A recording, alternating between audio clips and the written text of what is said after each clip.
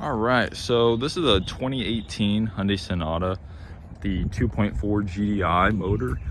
And these motors are common for a slow crank slash no crank only when cold out. I just want to talk about a quick fix. Before you try and replace the battery in the starter, there even is a service bulletin out for the starter terminals where you can tighten the nuts. You have to take this off, take the intake off to get to the starter.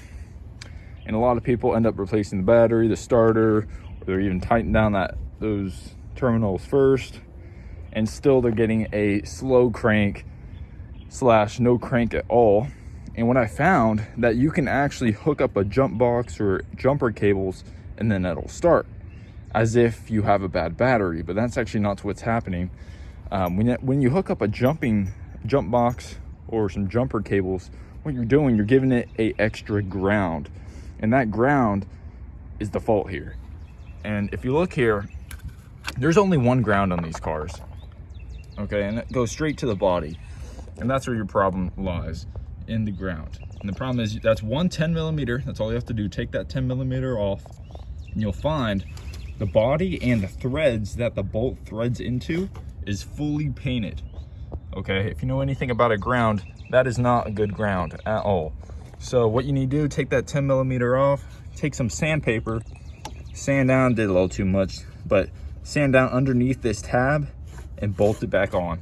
And I found that's been the fix for this car.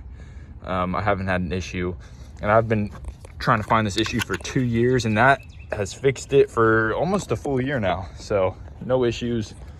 Has a brand new battery as well, but yeah, that ground seems to be the fix. Matter of fact, I'll give you let's do a cold start. I think it was about 30 degrees last night.